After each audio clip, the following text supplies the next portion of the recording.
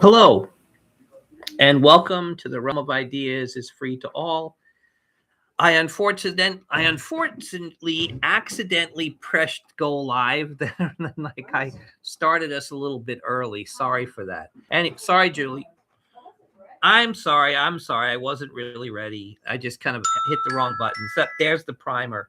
That's what I'm supposed to get ready. Anyway, so not to worry. So this is the preview for episode 66. Your library. What are the tools that help you to move towards deeper understanding? Now, a lot of people have said, tell me what you eat, and I'll tell you who you are. Tell me what you look like. And people have their different guides for how to tell the development of an individual, the constitution of an individual. For me, if I was felt that a library and we talked about your lexicon, this is kind of the same thing. But, the reason is I think books and things like that are the kind of things that are the tools that help you move towards deeper understanding. I think books have that potential. So my question is, if I'm interested in knowing you, it's probably because you seem like the kind of person who's interested in moving towards deeper understanding of things. So in that case, that's kind of what we're going to talk about. An interesting thing we're going to do this week, because I felt that it was kind of more of a kind of personal exploration thing. It was kind of like, hey, who are you?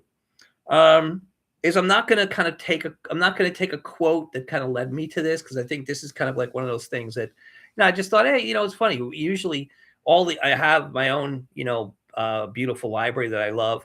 But at the same time, I'm thinking to myself, like, hey, why don't we, think about what exactly it is in itself. So that's what we're going to do. So, this is a series. I'm Bruce. I'm here with Julie. It's a series of ruminations we do once a week. This is a preview, kind of give an oversight of what we're going to be doing. I want to say thank you to all the people who have been joining up and subscribing with us and becoming part of our family. It's greatly appreciated. And it's like at this point, it's nice to kind of chat with people, meet with people, talk with people about the things that are going on. And I know I greatly appreciate it. So, we still, are kind of like very few people are commenting, but we have a couple of really good fans like Mr. Spock, who always has something to say. And I think just responded to one of his pieces about the idea of models. We talked last week about models and talked about the significance of them in terms of a process. And I made 2 points about it. I think, Chris pointed out the fact that one of the things about models is, their incompleteness. And, a lot of people kind of see that as a flaw. I don't. Because I think that the idea is just like an inductive speculation or a generalization, it is a generalization.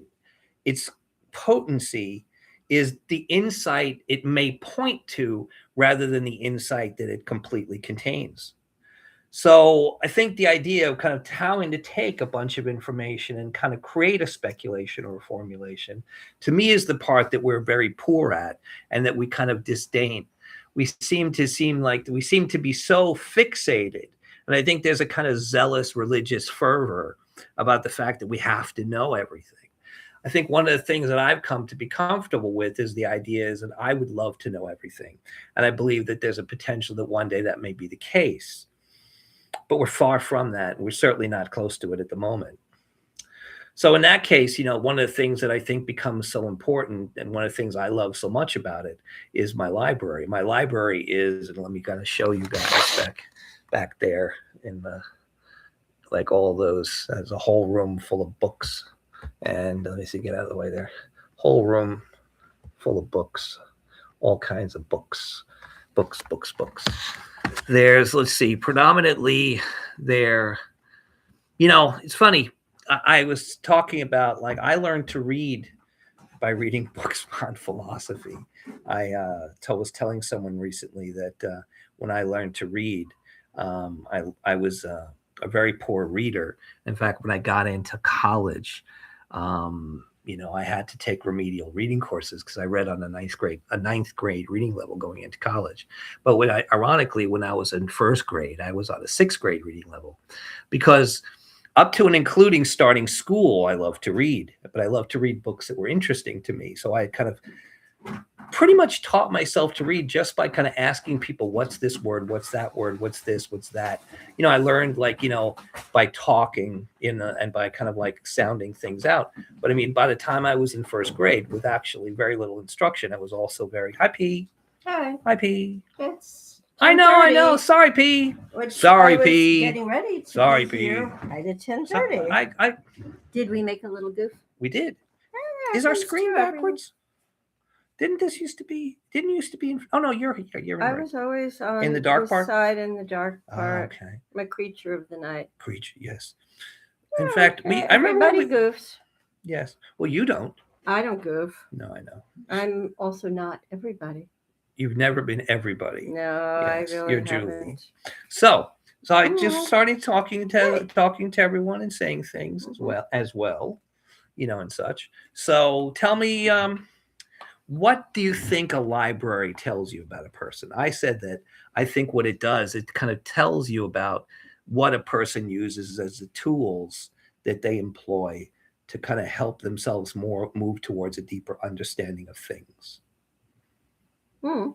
Yeah, you could say that. I just did. I would further say, and instead say that the library is the written and visual manifestation of every aspect and facet of that individual whose library that is.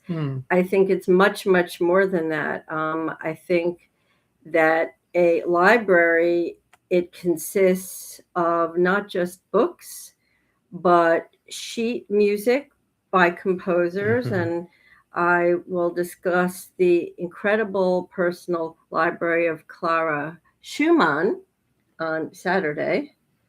And I know you guys were close. We were very close. I will also talk about the marvelous and enchanting vast library of Ernst Haeckel, the 19th century German scientist and artist who did incredible drawings and plates of undersea life, as well as, ferns and bryophytes and mosses. A library is very much the research that makes a person whole intellectually. I agree. Mm. I mean, I think, now, like you said, there's manuscripts of all kinds. There's also kind of like, and I don't dislike social media. There's access to things online. Oh, I'm not really in terms on the screen, thanks. There's access to things online, in terms of like material that you can get access to. And again, there's periodicals and stuff like that. But I think, and I think, there are so many beautiful things that have been written, that have been drawn, that have been delineated in different ways. And I think books are a great repository, just like music is, of those things. And I think two things are benefited from that. One is kind of immersing yourself in that idiom. And two is the things for themselves. I mean, you read these beautiful pieces, they kind of lay upon you as if there was some kind of a balm or an ointment to kind of bring you to a kind of more enlightened state. But I think if you live amongst them, then you live in that state. So for me, my books are always something that have been very precious to me. Say. Yeah, I would like to countermand the, I think, very wrong-headed idea when people refer to libraries as dead places. And I've heard that many times, not by anyone who actually has a library or actually owns a library. And it's never a reader who says this. It would never be. It's just the masses, and to actually not understand the benefit and the value and the incredible importance of a library. It is not just a capsule of the time of the collector, because a personal library is a collection of not just your interests, your work, your knowledge base. It is emblematic of the knowledge of the day, meaning we have gleaned tremendous, how should I say, I would say intelligence about 19th century classical music and concerts and composers through Clara Schumann's own library. I mean, that is a window into a lost world like nothing else. Hmm. True. Do you agree? Oh, I Or totally you- agree. In fact, that goes back to our favorite Yeah. piece from Borges, where he Mhm. talks about the witness, is that, these things are kind of repositories of the thinkings, or they're kind of like expressions of the thinkings of individuals. So, I remember, I grew up in a family that had very few books, and most of the books were basically kind of found their way there by accident. I think that, I couldn't say either. My parents were readers, and this was at a time when there were very few things to distract one.